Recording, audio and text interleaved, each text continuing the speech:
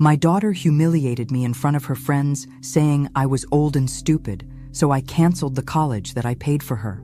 Before we begin, drop a comment below telling me where in the world you are listening, and make sure to subscribe for more life-changing journeys. The envelope from Princeton University felt heavy in my hands. I traced my fingers over the embossed logo before handing it to Olivia.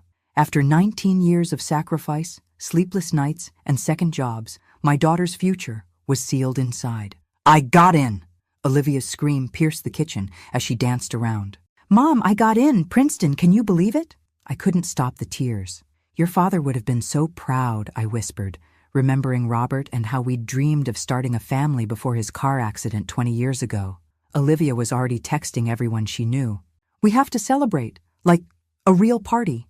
She looked up, her eyes calculating rather than joyful. The Henderson twins got into Yale, and their parents rented out Bellini's. Sweetheart, that's a bit out of our price range. I started, mentally reviewing our savings account. Mom, it's Princeton. Her voice took on that edge I'd learned to dread. Do you want me to look pathetic compared to everyone else? It's bad enough I have to say I'm adopted when people ask why my mom is practically a senior citizen. The barb stung, but I pushed it aside like I always did. Of course not, honey. We'll figure something out. 3 weeks later, our modest house was transformed into what Olivia deemed an acceptable celebration venue. I dipped into my emergency fund for catering, decorations, and even hired student bartenders. I stood in the kitchen, arranging hors d'oeuvres, when Olivia burst in with 3 friends from Lakeside Prep. Mom, where are the little shrimp things? She demanded, barely looking at me. Coming right up, I smiled at her friends. Congratulations to all of you on your acceptances. Mrs. Sullivan, your home is lovely, said Emma, the only one who bothered to meet my eyes. Oh God, Mom, don't start with the small talk. Olivia rolled her eyes. Just bring the food out when it's ready. After they left, I leaned against the counter, willing away the hurt. This was Olivia's night. The party was in full swing when I ventured upstairs for more napkins. As I passed the guest bedroom, I heard Olivia's laugh, followed by, "Can you imagine having to explain her to my college friends?" I froze, hand halfway to the doorknob. At least your real mom was probably young and cool. I recognized Brooke Henderson's voice. Like, was she a teen mom or something? I tell everyone my parents were brilliant grad students who died in an accident, Olivia said casually.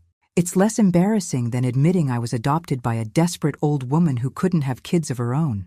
The ice in my veins spread to my fingertips. But she's paying for Princeton, right? Another voice asked. That's pretty generous. She's mortgaging the house, Olivia snorted, as if I'd let her off the hook after all the time she embarrassed me. Do you know last parent-teacher night she asked Mr. Phillips what existentialism meant? In front of everyone.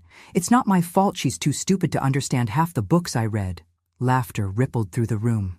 She's like having a housekeeper who thinks she's your mom, Olivia continued, always hovering, asking about my day like she could possibly understand what my life is like. God, I can't wait to get to Princeton and finally drop the act. What act? Emma asked quietly. The Grateful Daughter Act. Olivia's voice dripped with contempt. Do you know how exhausting it is pretending to care about her feelings? Oh, Mom, thank you so much for working double shifts so I could go to ballet.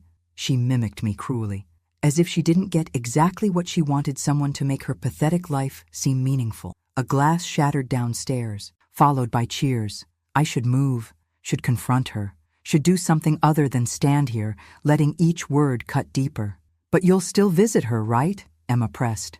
Only until I get my inheritance, Olivia laughed. The old lady's not going to live forever. And when she kicks it, this house is mine. Then I'll finally be free. I backed away silently, retreating to my bedroom. I caught my reflection in the mirror, gray-streaked hair, lines around my eyes, the dress I'd splurged on for tonight. For the first time, I saw myself through Olivia's eyes. Old, unsophisticated, embarrassing. The sounds of celebration continued downstairs, but inside me, something vital had cracked the foundation I'd built my entire adult life upon. The daughter I thought I knew, the love I thought we shared, the sacrifices I thought had meaning. It was all a lie, and I had no idea what to do next. The morning after the party, I cleaned up the aftermath while Olivia slept upstairs. Every champagne flute I washed, every crumpled napkin I collected felt like evidence of my own naivety. "Mom, is there coffee?" Olivia shuffled in around noon, hair tangled, eyes puffy from too little sleep. I poured her a cup without speaking. "Great party, right?" She scrolled through her phone. "Brooke's mom asked where we catered from." I told her it was the new place downtown, not that cheap deli you actually used. The casual lie struck me differently now. How many others had there been? "Olivia," I said quietly, "we need to talk." "Can't. Meeting Emma for brunch in an hour." She glanced up, finally noticing my expression. "What's wrong with you? You look weird." "I overheard your conversation with your friends last night, in the guest room." The change was instantaneous. Her face shifted from annoyance to calculation in a heartbeat. "What conversation?" she asked carefully. "The one where you called me old and stupid, where you said I was like a housekeeper, where you talked about waiting for me to die so you could get your inheritance."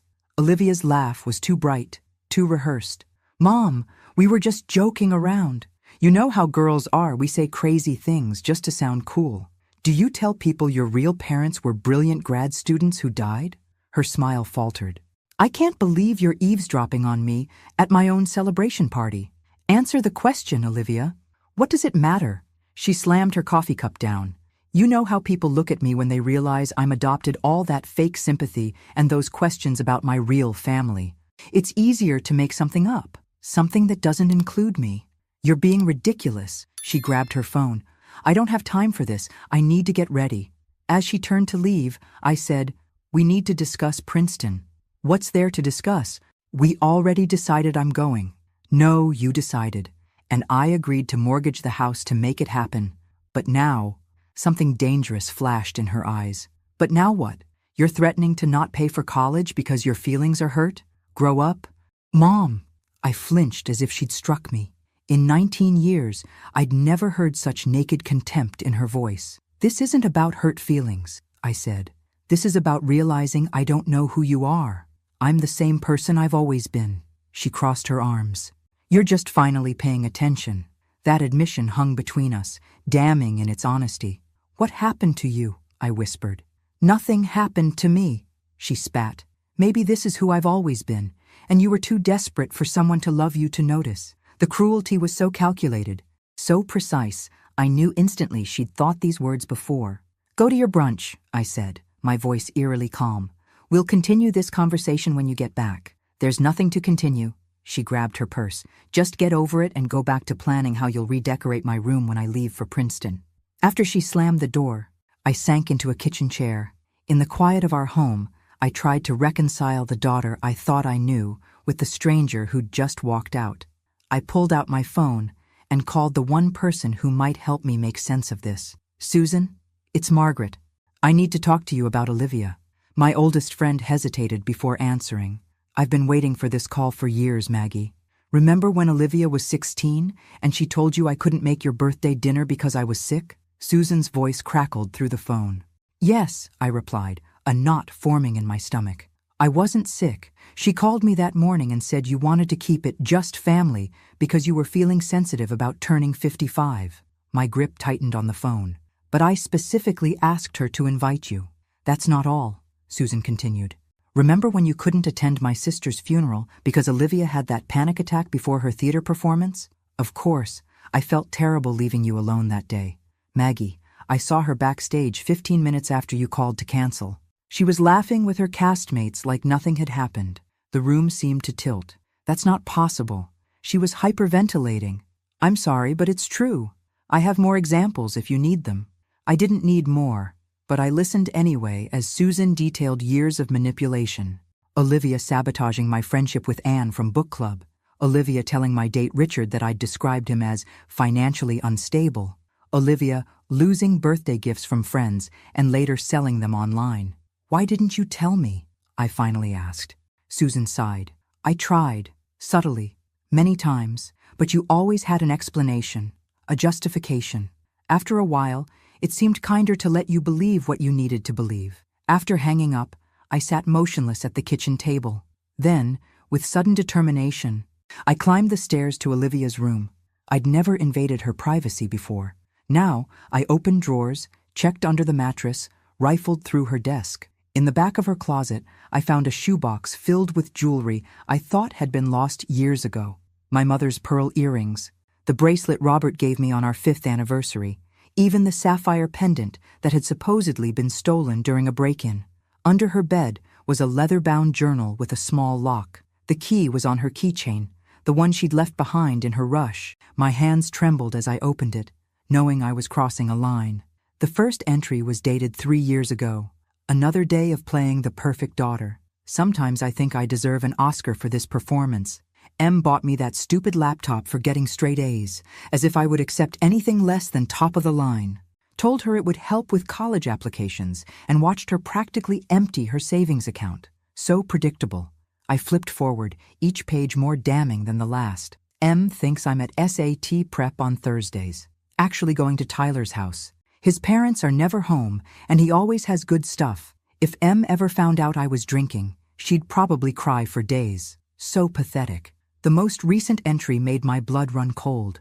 Met with Dr. Hansen about Em's cognitive decline. He wouldn't commit to anything without seeing her, but gave me information about power of attorney. Once I'm 21, if I can document enough concerning behaviors, I could potentially manage her finances. 2 more years of playing the devoted daughter, then the house is as good as mine. She'll never know what hit her. I closed the journal, feeling physically ill.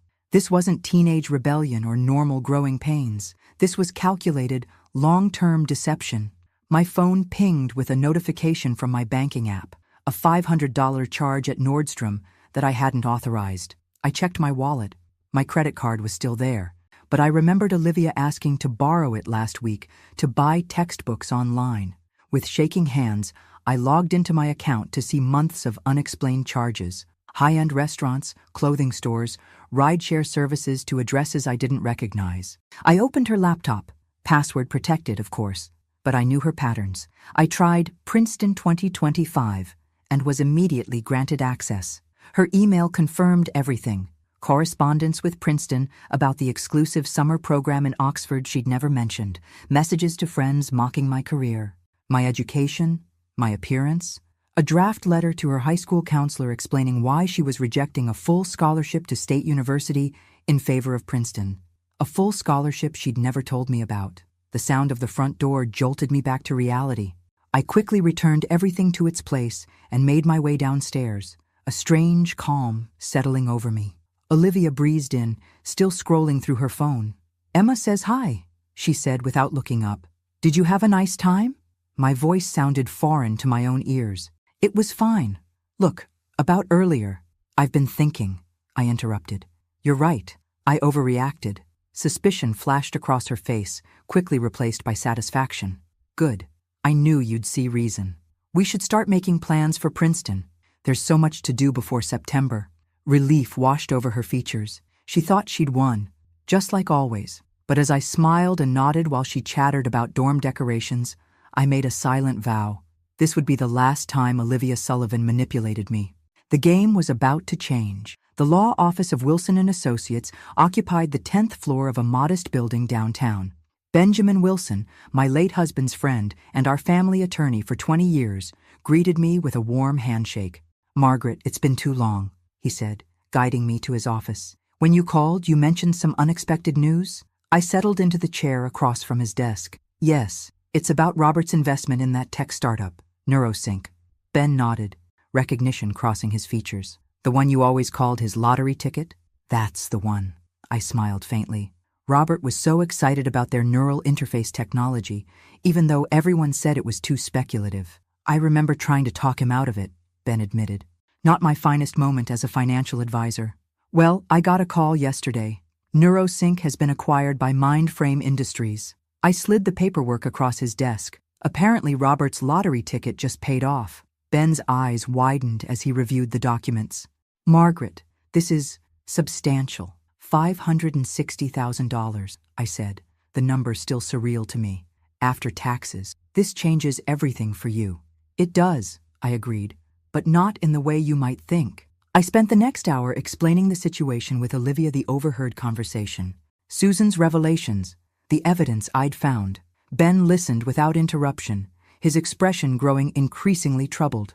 "I understand your distress," he said finally. But what exactly are you planning to do? That's why I'm here. I need to know my options. Ben leaned back in his chair. Legally, you have no obligation to pay for Olivia's education, especially now that she's 18. The money from NeuroSync is undeniably yours alone. And the mortgage I was about to take out for Princeton can be canceled before anything is finalized. I nodded, a weight lifting from my shoulders. There's something else. I found evidence that Olivia was planning to seek power of attorney over me by documenting false cognitive decline. Ben's expression hardened. That's extremely concerning and potentially fraudulent. She also rejected a full scholarship to State University without telling me, which means she deliberately chose the option that would cost you the most, Ben concluded. Exactly. What do you want, Margaret? Truly? The question caught me off guard. What did I want? Revenge? Punishment? Neither felt right. I want her to learn the lesson I failed to teach her all these years, I said finally. That actions have consequences. That relationships require honesty. That love doesn't mean being a doormat. Ben nodded thoughtfully. Then perhaps we should craft a strategy that's educational rather than punitive. For the next 2 hours, we outlined a plan. First, I would transfer the money intended for Princeton into a separate account only I could access. Next, I would cancel all credit cards Olivia used as an authorized user. Finally, with Ben's guidance, I would establish a trust fund with specific conditions Olivia would need to meet to access it. This isn't about withholding support, Ben clarified. It's about creating accountability. As I prepared to leave, Ben handed me a university brochure. One more thing to consider. It's never too late to pursue your own education, Margaret. I stared at the brochure for the local community college. I couldn't possibly. Why not? You've put your dreams on hold for decades. Maybe it's time to revisit them. After all, you've always loved literature. Those journals you've kept all these years, they show real talent. I was surprised he remembered my old habit of writing daily reflections and short stories. Robert had always encouraged my writing, but after his accident, I'd set that dream aside to focus on making ends meet and raising Olivia. When I arrived home, Olivia was waiting, a stack of Princeton housing forms on the kitchen table. "Where have you been?" she demanded. "I needed your signature on these hours ago. I had a meeting with Ben Wilson." "The lawyer? Why?" I set my purse down carefully. "I received some unexpected news today. An investment your father made years ago has finally paid off." Olivia's eyes lit up with naked greed. "How much?" "Enough to change our lives," I said carefully. "But perhaps not in the way you're thinking." "What's that supposed to mean?" "It means I've had a revelation today, Olivia. About you. About me. About the relationship we've built on my blind devotion and your calculated manipulation." She froze, then quickly recovered. "Is this about what you overheard again?" "I told you we were just joking." "Stop lying," I said quietly. "I know about the scholarship you rejected. I know about the Oxford program you applied to without telling me. I know about the credit card charges and the stolen jewelry and the journal where you detailed plans to declare me mentally incompetent." The color drained from her face. "You went through my things? You had no right." "Perhaps not, but I had every reason." "So what now?" she demanded, defiance replacing shock. "You're going to punish me by not paying for Princeton? Ruin my future because I hurt your feelings?" "No," I said calmly. "I'm going to give you exactly what you need, not what you want. And what you need, Olivia, is a lesson in consequences." The confusion on her face would have been comical under different circumstances. "I don't understand." "You will," I promised. "Starting tomorrow." As I climbed the stairs, leaving her staring after me in bewilderment, I realized this was the first conversation we'd ever had where I hadn't yielded to her emotional manipulation. It felt like waking up from a very long sleep. "You're going back to school?" Olivia's voice dripped with disbelief as she stared at the community college enrollment form on the kitchen counter. "For what? It's not like you can start a career at your age." I continued making my coffee, refusing to take the bait. "I've always loved literature. Now I have the time and resources to study it properly." "This is about punishing me, isn't it?" She crossed her arms. "You're using Dad's money for yourself instead of my education." "I'm using my money to improve my life," I corrected gently. Something I should have done years ago. It had been 3 days since our confrontation, 3 days of strategic silence on my part while Olivia cycled between anger, manipulation, and desperate attempts to re-establish the status quo. She'd even made dinner last night, badly burnt lasagna, that I'd praised effusively while watching her calculate her next move. "What about Princeton?" she finally asked, the question I'd been waiting for. "I won't be paying for Princeton." The explosion was immediate. "You can't do this to me. I've already accepted. My friends all know. Do you have any idea how humiliating it would be to attend State University on a full scholarship instead?" I interrupted. "The one you rejected without telling me?" Olivia faltered. "That's different. Princeton opens doors that State never could. Then perhaps you should have been honest about your options, and we could have discussed them like adults." "This is insane," she muttered. "You're punishing me for trying to better myself." "No," I said evenly. "I'm allowing you to experience the natural consequences of dishonesty. There's a difference, so that's it? I just don't go to college?" Her voice cracked, and for a moment, I almost wavered. "You have options," I said, pulling out the folder Ben had helped me prepare. "I've contacted State University. They've agreed to reconsider your scholarship if you apply by the end of the week." Hope flickered in her eyes, quickly replaced by suspicion. "Why would you do that if you're so angry with me?" "Because despite everything, I am your mother, and I do want you to succeed." I paused. "But success built on manipulation isn't really success at all, is it?" She didn't answer, staring at the folder instead. "There's more," I continued. "I've established a trust fund for you." Her head snapped up. "A trust fund?" "With conditions," I clarified. "You'll receive a modest monthly stipend for living expenses while you attend college. The bulk of the money will become available after you've maintained full-time employment for 2 years following graduation." "2 years?" she spluttered. That's forever. It's called learning financial independence, something I should have taught you long ago." She paced the kitchen, calculations visibly running behind her eyes. "And if I refuse, then you're welcome to stay here, contribute to household expenses, and attend community college with me," I said mildly. "The choice is entirely yours." Olivia stopped pacing. "You've thought of everything, haven't you? I've had 19 years of making excuses for your behavior. It gives one plenty of time to reflect." She snatched the folder off the table. "I need to think." "Of course," I nodded. "In the meantime, I've canceled all your credit cards and transferred your car insurance to your name. The bills are in the folder." "You can't be serious." "Completely serious," I said. "Oh, and Olivia? The Princeton housing forms you needed me to sign?" I nodded toward the shredder in the corner. I thought it best to eliminate the temptation. After she stormed upstairs, I allowed myself a moment of doubt. Was I being too harsh? Too abrupt in changing the rules of our relationship? My phone rang, displaying Susan's name. "How did it go?" she asked immediately. "About as well as expected," I sighed. "She thinks I'm punishing her." "You're not," Susan said firmly. "You're finally parenting her. There's a difference." "What if she hates me for it?" "She might for a while. But Maggie, she was planning to have you declared incompetent to get your money. If that doesn't justify some tough love, I don't know what does." The doorbell interrupted our conversation. I opened it to find Daniel Matthews, my neighbor from 3 houses down, holding a stack of mail. "These were delivered to my box by mistake," he said with an apologetic smile. "I think the new carrier is still learning the route." "Thank you." "Daniel, would you like to come in for coffee?"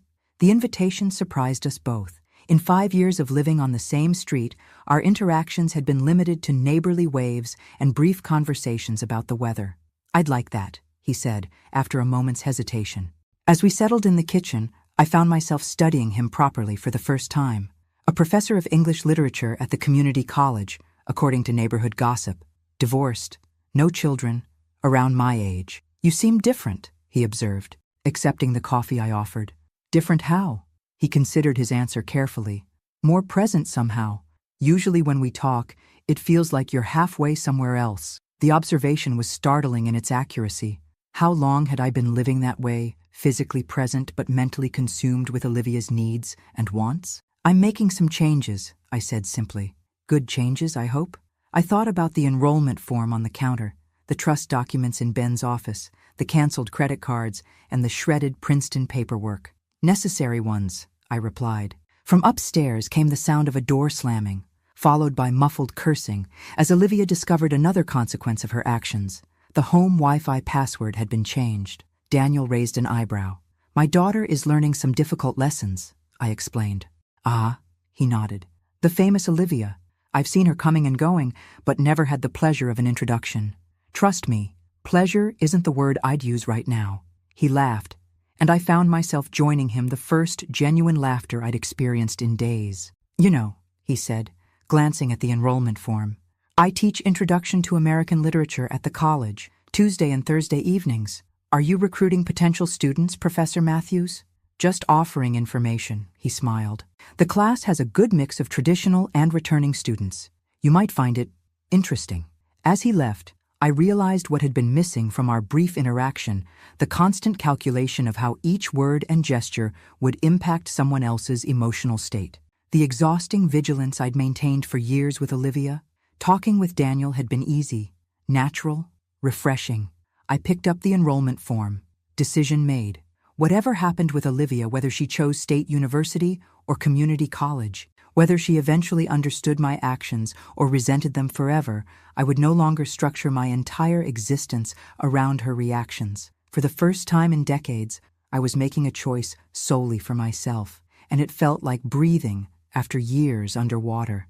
6 weeks later, I sat in Professor Matthews's classroom, heart pounding as he returned our first analytical essays. The red A on my paper sent a thrill of accomplishment through me that I hadn't experienced in years. Excellent insights on Fitzgerald's use of symbolism.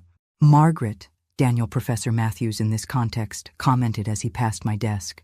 Your perspective on the green light was particularly refreshing. Heat rose to my cheeks at the praise. At 58, I was old enough to be the mother of most students in the class, yet here I was, blushing like a schoolgirl. Don't forget, your group presentations on Hemingway are next Tuesday, Daniel reminded the class as we packed up. Margaret, could I speak with you for a moment? I approached his desk, clutching my essay.